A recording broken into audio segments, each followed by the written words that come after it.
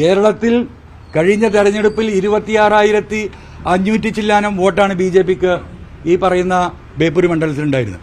ആ വോട്ടിൽ നിന്ന് ആകെ വർദ്ധിച്ചിരിക്കുന്നത് 230 വോട്ടാണ്. 26,543 വോട്ട് മാത്രമാണ് BJPക്ക് 21-ൽ കിട്ടിയ വോട്ട്.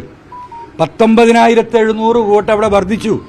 1,65,000 വോട്ടാണ് കഴിഞ്ഞ പ്രാവശ്യം പോൾ ചെയ്തതെങ്കിൽ ഇപ്രാവശ്യം 1,86,000 ചില്ലാനം വോട്ടുകൾ ബേപ്പൂർ മണ്ഡലത്തിൽ പോൾ ചെയ്യപ്പെട്ടു.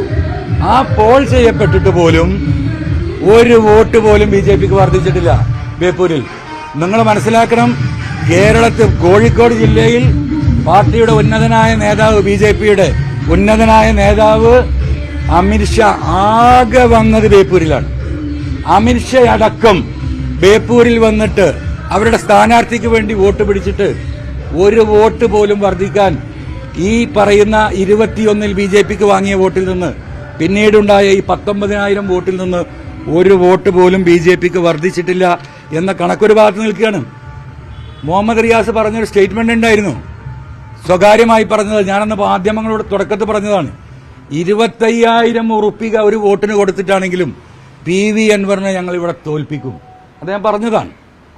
ആ പറഞ്ഞത് അന്വർത്ഥമാക്കി BJPയുടെ വോട്ട് എത്ര വോട്ട് മറിഞ്ഞിട്ടുണ്ട് എന്ന് ഈ കണക്കുകൾ കേരളത്തിലെ ജനങ്ങളോട് പറയും. അപ്പോൾ അതിനു പുറമെ 7,000 ചില്ലാനം വോട്ടിനാണ് ഞാൻ പരാജയപ്പെടുന്നത്. 1,800ഓളം വോട്ടുകൾ ഈ പറയുന്ന അപരന്മാർ പിടിച്ചിട്ടുണ്ട്. അപരന്മാർ.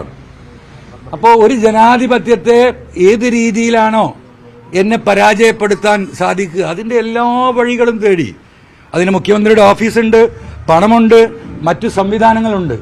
ഇതെല്ലാം ഒരുമിച്ച് നിർത്തി കേരളം ആകെ പരാജയപ്പെട്ടാലും ബേപ്പൂര് വിജയിച്ചെടുക്കുക എന്ന, പിണറായിയുടെ മരുമകനെ രക്ഷിക്കുക എന്ന രാഷ്ട്രീയമാണ് അവിടെ യഥാർത്ഥത്തിൽ ഇപ്പോൾ ടെക്നിക്കലി അദ്ദേഹം ജയിച്ചിരിക്കുകയാണ്. ആ ടെക്നിക്കലിയുള്ള ജയത്തിനപ്പുറം ഒരു ധാർമ്മികമായ ജയം അദ്ദേഹത്തിന് ഒരു നിലക്കും അവകാശപ്പെടാൻ പറ്റില്ല. പക്ഷേ ഇത് ജനങ്ങളോട് പറഞ്ഞിട്ട് ഇങ്ങനെയൊക്കെയാണെങ്കിലും ആ ജനവിധിയെ ഞാൻ അംഗീകരിക്കുകയാണ്.